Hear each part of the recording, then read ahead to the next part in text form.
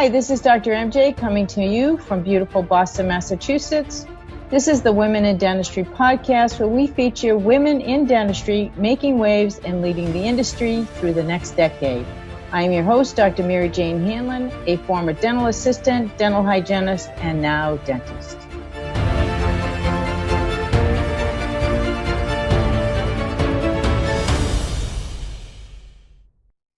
I'm very pleased to introduce you today to Miss Susan Cotten.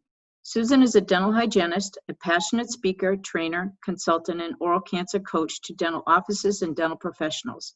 She is a subject matter expert on HPV, head and neck, oral, and oropharyngeal cancer screening. As the owner of Oral Cancer Consulting, Susan developed a unique oral cancer office system and screening protocol called the Cotten method to increase early detection and reduce liability. Susan is a regional coordinator and RDH advisory board member with the Oral Cancer Foundation, a 2018 Sunstar RDH Award of Distinction recipient, and the Colorado Dental Hygiene Association Outstanding Contribution recipient. In her 26 years as a dental hygienist, Susan has worked in private practice and in dental public health as an integrative dental hygienist. In 2010, she founded MAD for Healthy Smiles as a member of the Donny Osmond's Make a Difference program. In 1994, she graduated from the University of Colorado School of Dental Medicine, and she also completed advanced coursework in oral facial myofunctional therapy at the Colson Institute. Her mission is to raise awareness, increase early detection, and save lives by causing a paradigm shift in dentistry's view of our cancer. It is my pleasure now to bring you to my interview with Ms. Susan Cotten. Susan, I am so excited to have you join me today, and thank you so much for taking the time to be with me. So like I always do, I'd love it if you could share with your audience, how you got into dentistry and a little bit about your story and what you're doing today in the field. Don't forget to hit the subscribe button to our channel, and also don't forget to hit the bell so you never miss out on a single episode. Thanks so much. Sure. Well, I wasn't like some people who knew at like you, age 12, I wanted to go into dentistry. I was working for my dad, who was a veterinarian, and I started working in his animal hospital. Oh my gosh, I can remember at 6 years old, helping him castrate a cat. Yeah. And my sister and I would clean kennels, and we just grew up working in the animal hospital. At the time, I was in my early 30s. I was his front office. I assisted in surgery. I did dog and cat dentals. I was doing everything there was to do in the dental office. My mom worked there, my sister worked there, and my young daughter, who was first grade, was there doing stuff too. One day, a hygienist came in to the office, and I was at the working front office that day, and we started talking. And I told her, I did the dog and cat dentals, and I loved that. And she said, you know what? You should consider dental hygiene school. I think you would be a great dental hygienist. And I thought, really, I've never thought about dental hygiene.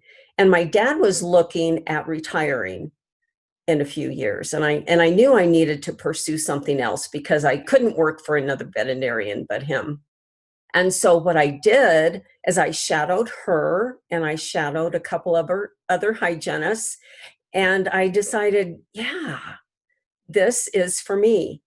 This is for me. So I had to go back to school, to college again, and take some prerequisites that I didn't have before I applied to dental hygiene school. And I applied, I got in, I attended University of Colorado School of Dentistry, their dental hygiene program, and graduated in 1994. And I went back as a single parent, as a single mom. And that was pretty difficult because we know how strenuous dental hygiene and dental school is, but I did it. And I did it because of the support of my family. But that's how I got started. I love doing dog and cat dentals. In fact, I was using an ultrasonic scaler at my dad's dental practice. And that's how it started. Oh my gosh, that's such a great story. So cool. Now, tell me a little bit, I've never talked to anyone that has done, hygiene care for pets.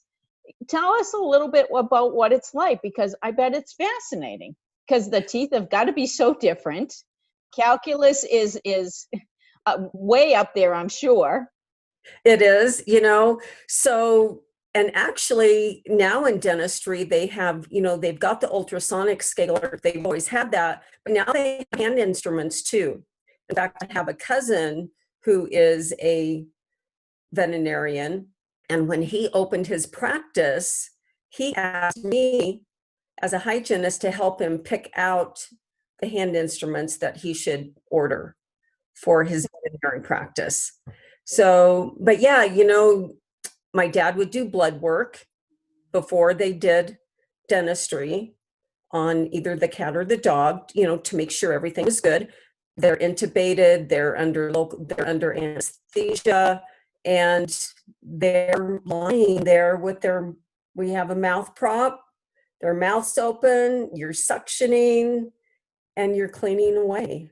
But yeah, there's plaque, there's stain, there's calculus, gum disease, decay, just like with humans. Oh my gosh, how exciting. Even now they're doing polishing. Even in the era of COVID-19? Well, I don't know about now, but. Because even hygienists aren't supposed to be using. Right, but I mean, now in animal dentistry, they're polishing. Okay, so, you spent how many years working in the veterinary office before you went to hygiene school? Oh my gosh, like I said, I worked in the animal hospital from the age of 6, but I was really there full time for probably 4 years before I went on to dental hygiene school. And then you finished up that. 1 child, 2 children? How many children? I have 1 daughter. 1 daughter. Okay. And then when you graduated, did you go right into clinical dental hygiene? I did. I went into private practice, and I worked private practice for, oh my gosh, from 1994 until 2018. Wow. Yeah. I was at the same practice for, gosh, what was it, 17 years in Louisville, Colorado. It was just like, an ideal place. The owner, the dentist, he was amazing. We had associates that would come and go and some other owners, but the team as a whole was just stellar. Yeah. There's nothing better than that, is there? There isn't. And then after that dentist retired and sold the practice, a couple years later, I left and I worked in an FQHC. Ah, very good. Serving the homeless. And that was really rewarding. I loved that job. I loved working there. And we did what was called integrative dental hygiene. So not only were we in clinic, but because of what we can do here in Colorado as hygienists from our Practice Act, we had what was called dental hygiene triage, where the hygienist would actually triage the dental emergency patients and then get them scheduled appropriately. Was it a true emergency? If it was, get them scheduled in to see the dentist. Was it, something that perhaps it was even medical related? We would do a whole triage, and because we were in the medical suites, we also worked with the medical providers, the doctors, the PAs, the nurses, and it was truly an integrative model of dental hygiene. Wow, that's exciting. So now you don't do private practice anymore. So tell us what you've done since 2018. I mean, I know a little bit about this piece of your story just from having had several interactions with you on the speakers circuit, but tell us a little bit more about what you're doing today. Well, today I own my own business. It's called Oral Cancer Consulting. and I do speaking on head and neck oropharyngeal cancer, HPV. I do trainings. I go into dental offices and educate the entire team and help them implement an oral cancer office system. We know systems work for everything, right? And I was at a loss. It was like, because where I was in private practice, people wouldn't understand, like the front desk, oh, why does Susan want to bring somebody back again for a follow-up? So the whole thing of systems is educating the whole team. So I know why front office wants me to do what I need to do, and front office knows why I want to bring that patient back for a follow-up. So how did you go down this path? Was there something that happened that precipitated all of this and your focus to oral cancer, or was it just something that just happened? There was something that happened. It was 2 events right in a row, and it was 10 years ago. I had a patient who previously, before she became my patient, she had been diagnosed with HPV, oropharyngeal cancer.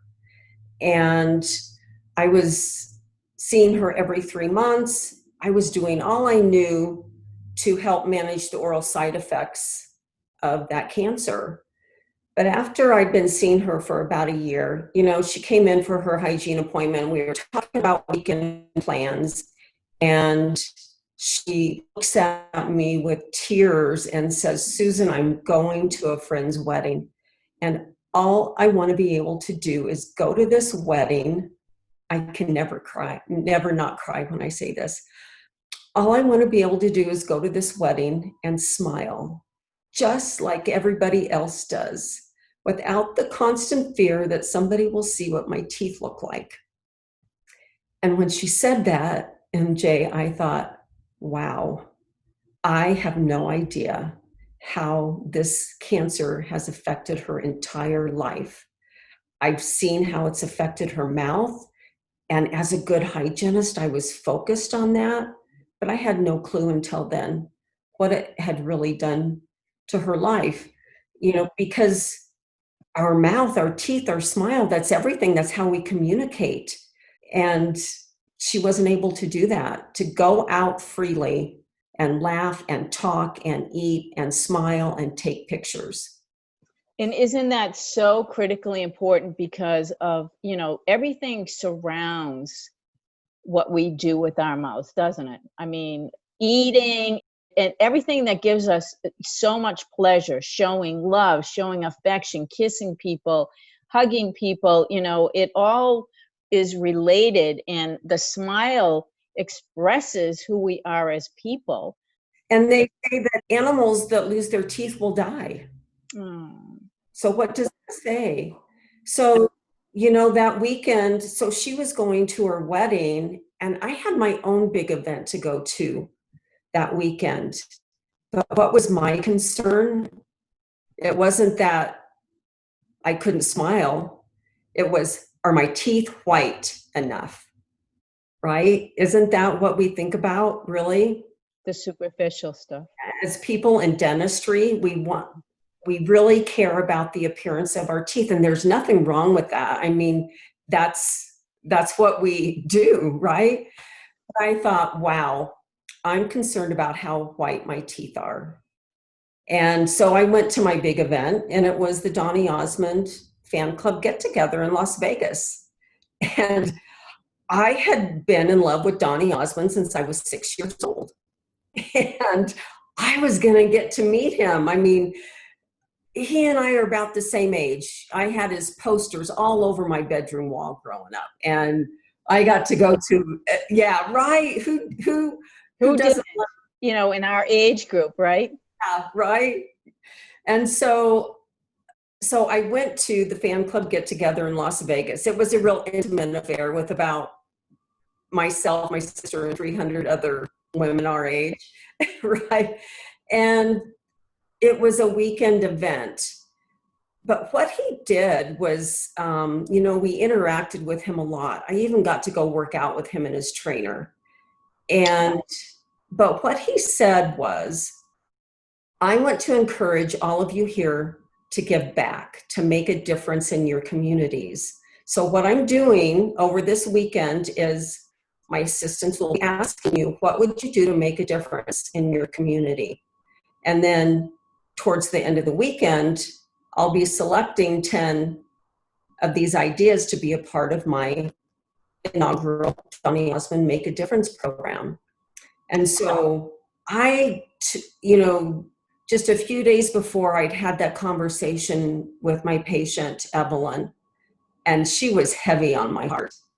And so when they said that, I was like, well, I know what I want to do. I want to raise awareness about HPV, oral and oropharyngeal cancer. And so I told them that. And I ended up, long story short, I ended up being selected for his program.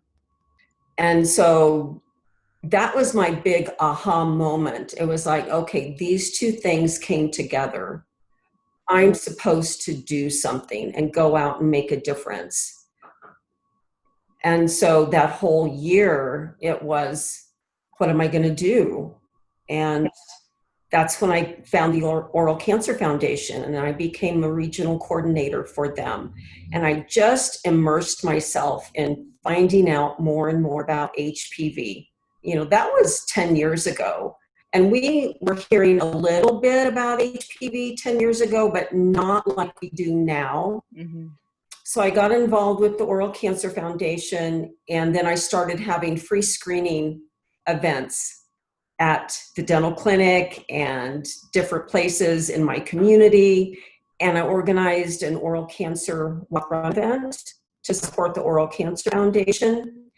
And I've just been going nonstop. Ever since then. Isn't that amazing? It just became my passion. And as I met more and more survivors of this cancer, patients going through treatment for this cancer, and knowing people who've lost their lives from this cancer, that's been my driving force to keep going. Because I believe we're not doing enough in dentistry. We have an epidemic of oropharyngeal cancer. We are dealing with a pandemic, but in dentistry, we have an epidemic. Are we doing enough? I don't believe so. And so that's what I'm out to do.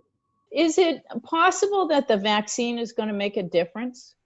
They believe so. So all of the research for the vaccine, the HPV vaccine, was done for cervical cancer. But the experts believe, so what do we know?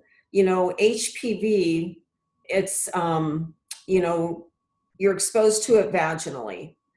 You can be exposed to it orally.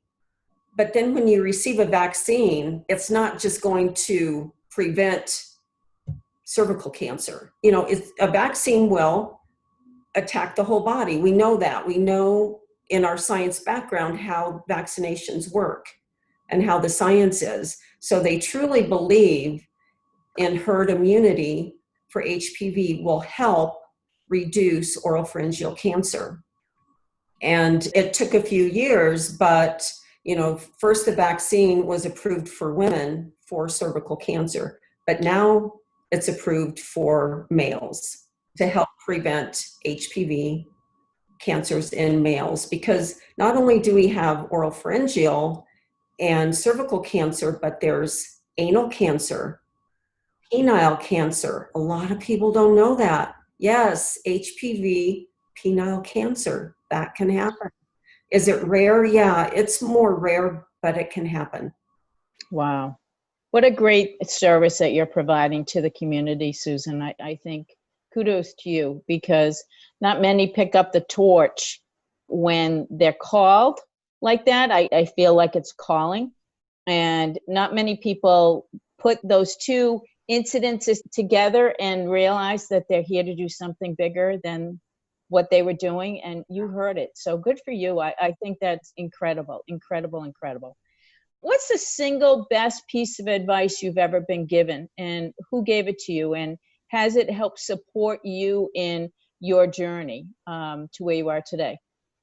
Oh, yeah. So, this came from several people, my mom and dad, from pastors, but really is believe in God, know his son Jesus as your savior, and trust in the power of the Holy Spirit to guide you.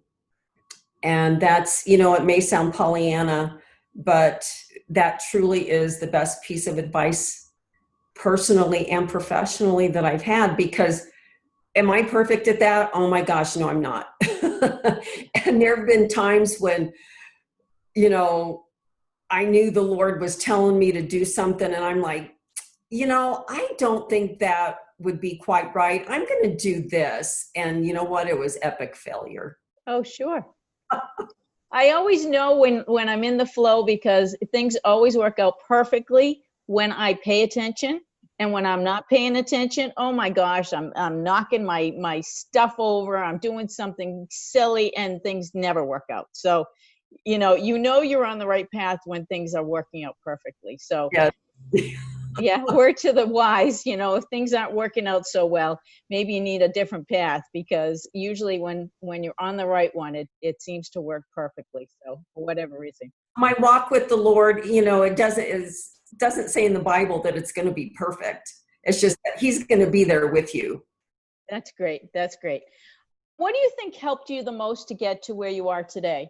Just your family support? I know we talked a little bit about that earlier. Do you think that contributed the most to where you are today? Family support was huge. It really was huge. My mom's push. My mom was a strong woman, and she told us that we could do anything we wanted to do, and she believed in us. My dad did too, but my mom didn't go to college, but she was an entrepreneur with my dad, their animal hospital, and she pushed us girls, myself and my sister, to achieve things.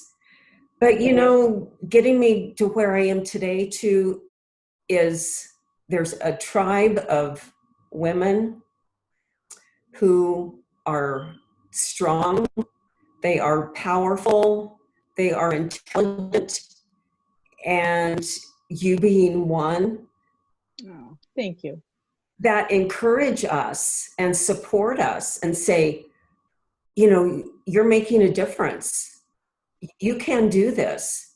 And that really has, the last several years has been a big influence in me getting to where I am, because the last few years, my career with my business and making a difference in oral cancer has taken a huge leap. And I really believe it's a tribe of women in dentistry, dentists and hygienists, and administrative.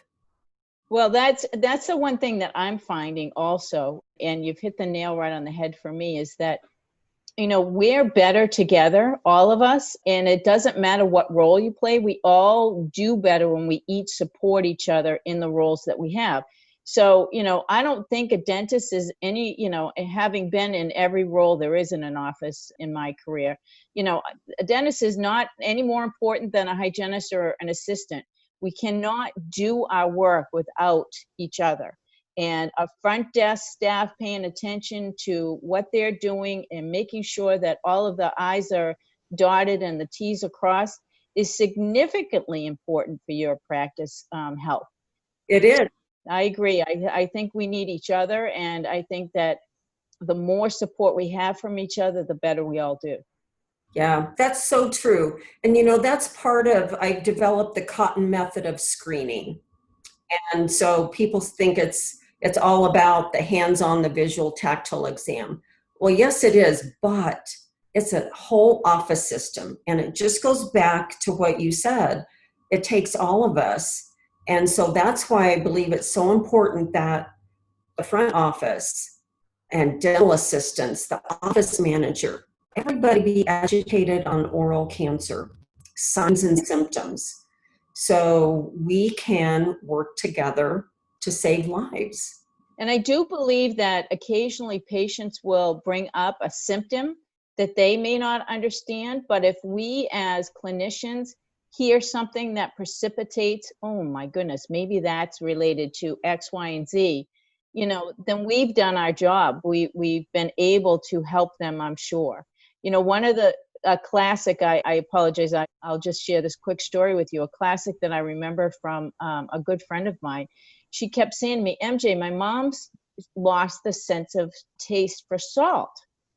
And I thought that was such an odd thing. Well, sure enough, she developed cancer. And it was salivary cancer, and it was a signal. And so whenever somebody mentioned that to me, which has only been a couple of times in the rest of my career, it's a red flag for me, and I get them over to the oral surgeon for biopsies right away.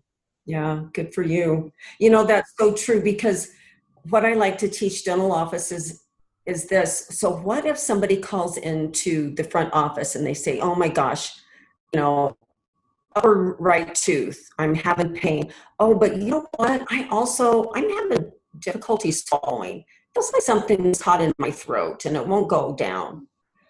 Well, if the front office doesn't know that that's a red flag, that may not get passed on, right? And it doesn't always mean somebody has cancer, but it's like that's a symptom to pay attention to, just like with your experience that you had. Sure, absolutely. Who do you think has had the biggest impact on your life? That's easy. That's my daughter. Oh, yeah. Such a special place for our children, isn't there? Oh my gosh. My daughter is the most amazing woman I know. She will be 39 this year. Wow. She's to be my age. But she grew up in a single parent home from the time she was in first grade. She is wise. She's intelligent. She's also a dental hygienist. Oh, how fabulous. She is. And she has given me 4 fabulous, amazing grandchildren. And MJ, I watch her be a mother and how she juggles everything. And the oldest one is almost 15. The youngest one, he's almost 8. And I watch her do everything that she does. And she does it well. And she has the biggest heart. It's her. Isn't that nice? That's so nice. But you know what? Apples never fall too far from trees. So your daughter is a direct result of the great mom that you were. So give yourself some credit here too, because I do believe that great daughters result from being led by wonderful moms. And, I'm not saying one way or the other about my own daughter, but, I know that part of who she is was watching part of my story and becoming, being a part of my life and journey through dentistry. And I do believe that your daughter absolutely is a result of all the things that you passed on to her too. So kudos to you. Well, I think a lot of prayer too. I mean, because I don't know. I know I made a lot of mistakes, but I think I did things right. But a lot of prayer. A lot of prayer too. Now, has there been an obstacle that you've overcome that you're really proud of during your lifetime? Yeah, and we talked about that a little bit. It was going to dental hygiene school as a single mom. I was in my early 30s, and that's when I went back to dental hygiene school. Single mom, and it was tough because hygiene school, dental school, it's 5 days a week, all day long. And then you come home and you study. And back in the day when I was in hygiene school, I would make 3x5 cards and I would drive my daughter to basketball practice or to dance practice, wherever it was. And there I was with my books and the 3x5 cards. I was studying. It was difficult to be a single mom and get through there and graduate. So I'm pretty proud of that. Absolutely. Absolutely. I think that many young women today, in fact, in dental school, where at Tufts where I am, I can think on right off the top of my head, we probably have 20 moms in each one of the classes, cumulatively, and they're all just working away, doing what they need to do and taking care of their kids at the same time. In fact, there was one woman that I remember who's just recently graduated last year, 2019, and she went out to Texas with her family. She had 4 children all the way through dental school. Now, my daughter was 5 when I started dental school. I don't know if you know this or not, but I was a hygienist for 15 years before I went to hygiene. I remember you telling me that. Yeah. And so, having that experience really certainly helped me get through dental school, but nonetheless, it's very difficult. It's not an easy task, and it's not easy having children to manage during that whole time, especially if you're by yourself. Now, I wasn't by myself, but basically I pretty much handed off all the care to my husband and lots of family members and neighbors and all that sort of stuff, because there's nothing you can do. If you're going to focus on this, you really have to focus on it, because there's no room for, playing around with it. It's pretty serious for sure. That's right. That's right. Good for you. Good for you. For both of us, for sure. So when you reflect back, would you describe yourself as a confident woman when you were younger? And if not, how do you think you gained more confidence? Yeah, confident in some ways and not confident in others. Really situational. So elaborate a little bit more on that. Just, kind of like highlight, what didn't you feel so confident about, and what things did you feel confident about? Is there a big difference between the two? Yeah, as a young person, I was not confident speaking to people, getting up and talking in front of people. My older sister, oh my gosh, she can get up and talk to anybody about anything, anytime. And as growing up and as a younger adult, oh my gosh, that was the worst thing you could ever do, is put me up in front of a group of people. I was an athlete. I was a swimmer. I played basketball. In my late 20s, early 30s, I was a competitive dancer in country dance. So really confident if I didn't have to say anything. Tell me how you overcame that and now doing public speaking as a profession. I mean, good for you. Right? That's amazing. That's a huge thing to overcome. It is. I just had to, because when I started on this journey with oral cancer, I started going to the dental school here in Colorado and the hygiene schools, and I would give maybe about a 45-minute presentation to them and encourage them to come to the oral cancer walk. It was all about supporting the walk that I was doing to raise funds to support the Oral Cancer Foundation. But then they would ask me to come back and speak more about HPV, speak more about oral cancer. And I thought, oh my gosh, how am I going to do this? And so I started putting little presentations together. And this was 9-10 years ago. And I would get up and talk. And it just kept growing. Study clubs would ask me to come. And then my local component in the Hygiene Association asked me to come. And gosh, about 3 years ago, it started just growing. And I thought, yeah, okay, I need to do more. And that's when I got involved with Jumpstart and getting some personal coaching and talking with other speakers, having those mentors that they've been there, they've done it, how did they do it? And again, just getting that tribe of women who are supporters and encouragers and wanted to see you grow. Right. I want you to elaborate a little bit on that if you can, because I do believe coaching is critically important, especially if we're trying to learn something new or to develop an area in our life that we know that we're not good at this point. So walk us through your experience with a coach, because I do think that is really helpful information that some of our colleagues may be interested in hearing about. Yeah. I've worked with several coaches on different things. Jumpstart, Vanessa Emerson, she's got coaching there for your business, for speaking, and, pretty much all facets of growing a business. But I've worked with Margie Schaller on my PowerPoints. Technology isn't my forte. Yeah, so Margie is huge.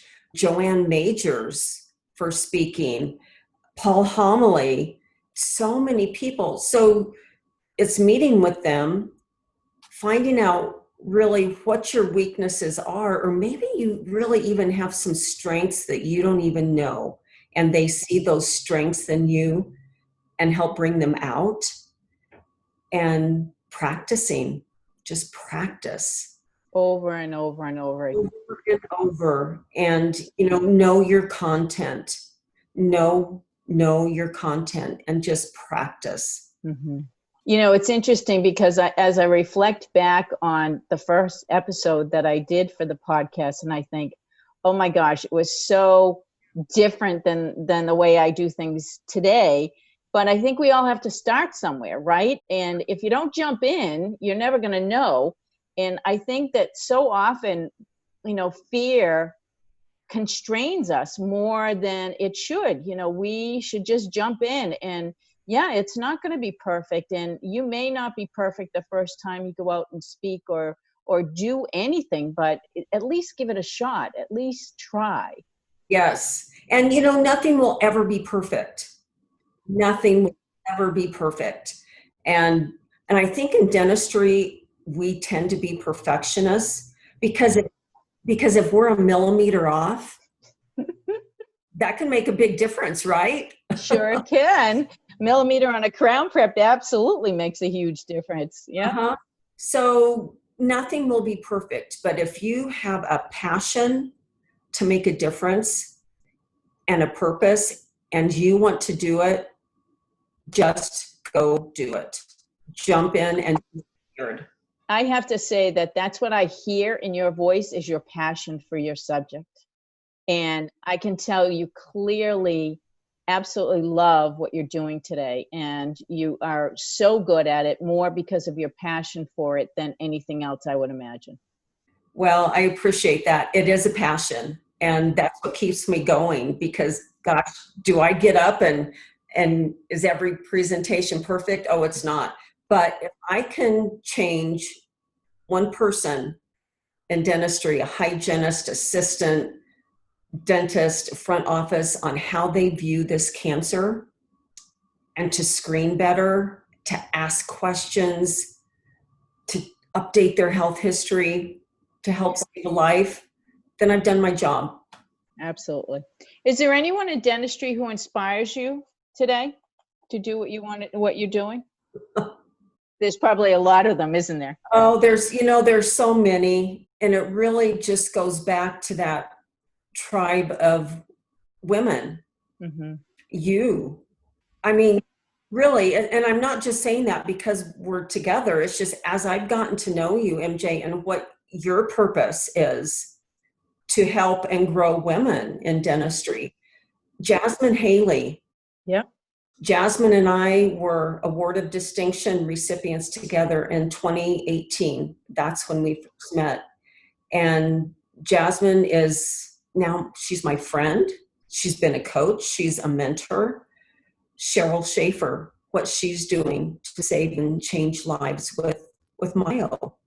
I mean, there's so many. Patty DeGangi, Cindy Purdy. I'll leave somebody out, but there's so many. That's awesome. So many. And, they're all just out there serving their purpose and their passion, that they're encouraging others. That's what it's about, that we come together and encourage and support one another. I think that's the one thing about dentistry that I admire the most as a profession. Nowhere have I ever seen an industry come together as much as it has in the last 3 months. And I think that even before then, the camaraderie that we all feel with one another is unlike any other profession out there. I really don't think there's many professions that are like ours. I know medicine is not like ours. I know law is not like ours. Dentistry has it's very, very special. There's something about it, and I don't know. I've never been able to put my finger on it, and I don't know as much about other professions as I know about dentistry, but I do know there's something so different about it. Yeah, I have to agree. And you're so right. These last few months, seeing everybody come together, it's just been amazing to watch it, to see what's evolved, and we're coming out of it, and we will be so much better. For it, I totally agree with you. Better and stronger. What's one thing that people would be surprised to know about you? I sang on stage with Barry Manilow. Oh my gosh. Yeah, and I can't carry a tune. I'm not a good singer, but yeah. How did that happen? That's kind of cool. Yeah. Well, a patient of mine in our dental practice got myself and a few other friends, not front row, but like fourth row seats to a Barry Manilow concert here in Denver. Gosh, it was almost 20 years ago, I think, maybe even 21, 22. Anyway, Barry picked somebody out of the audience to come up and sing I Can't Smile Without You with him.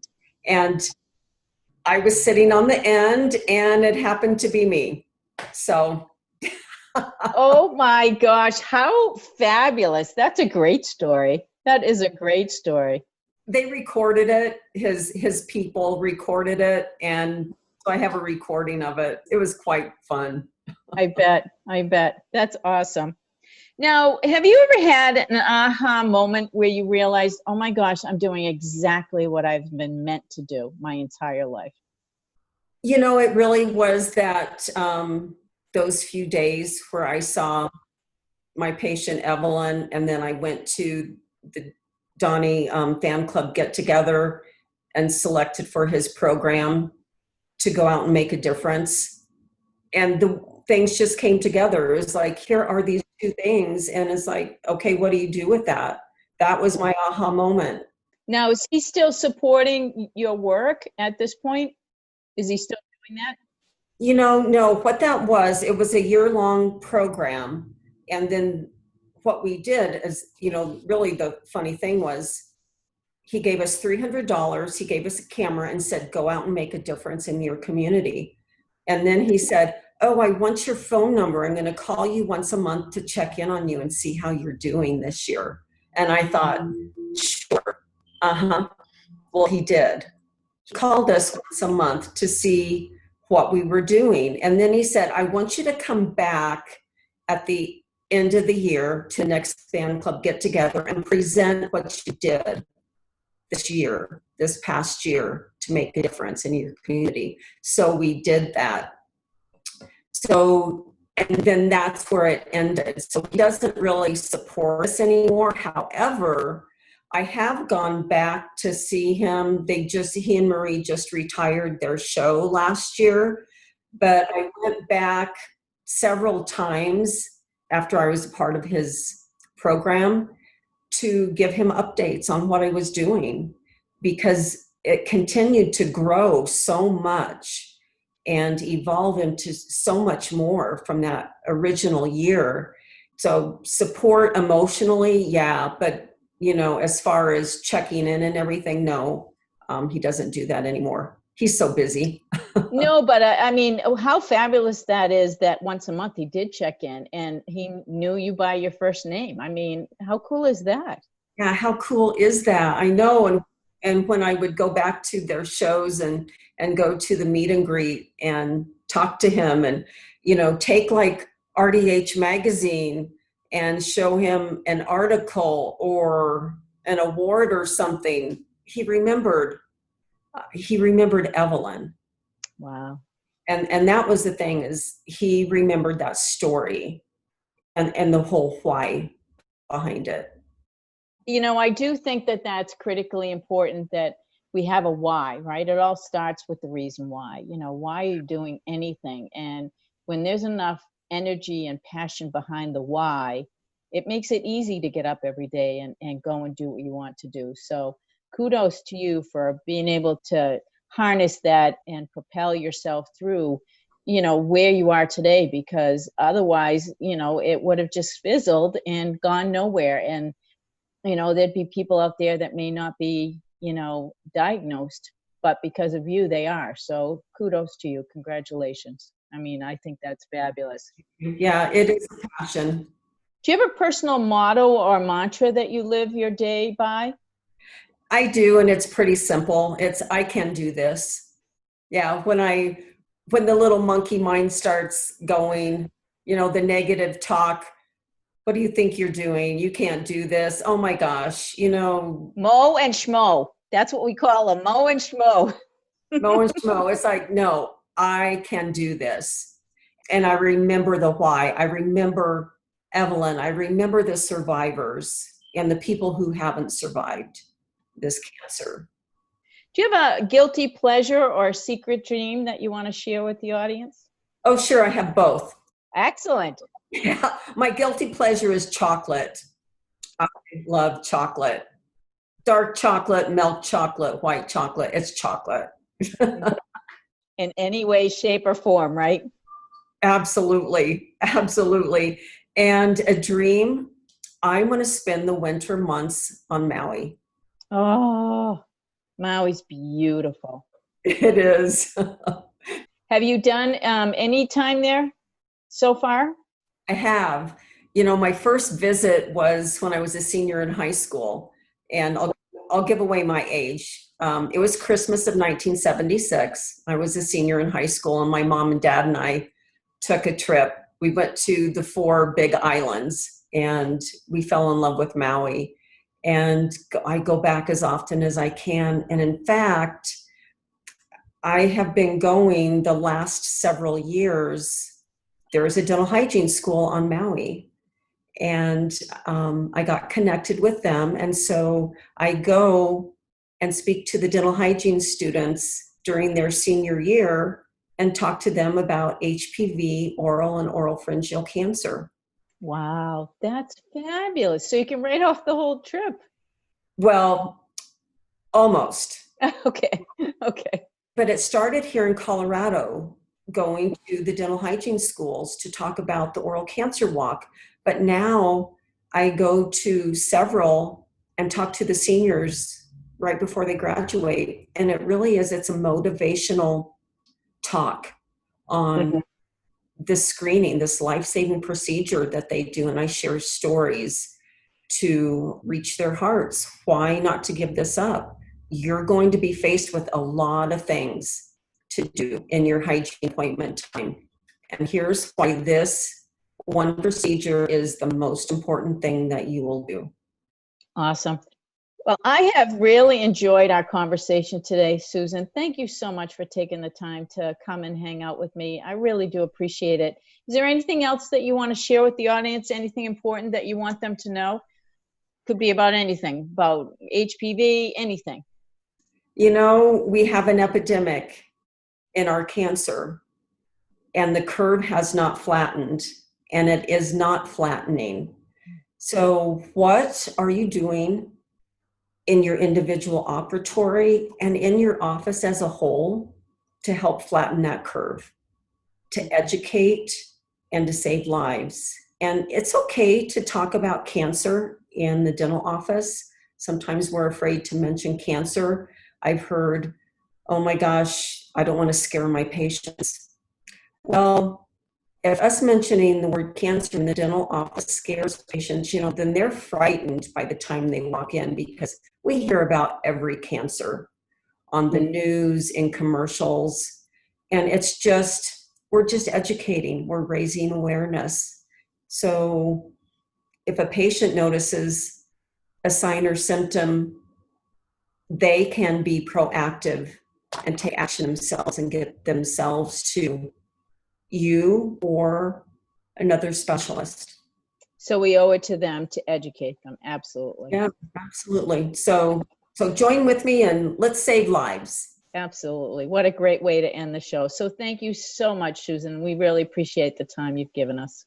Oh, MJ, it's been a pleasure. It's always a pleasure to spend time with you and talk with you. And kudos to you for what you're doing with this podcast. And I mean, you do amazing things. You do so many amazing things. But just all the best to you in this podcast. I think it's awesome. Thank you. We'll see where it goes. We'll see where it goes. You know, if we, just like you, if I can help one young woman, you know, achieve a goal that she has in mind that she doesn't think that she can do, then I've accomplished what I set out to do. Absolutely. Absolutely. Good for you. All right. Well, thank you so much, Susan.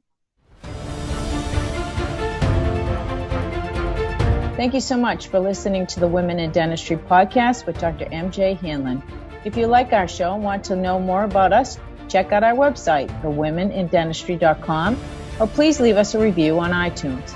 Join us for our next episode as we bring you another amazing woman leading the way for the next generation.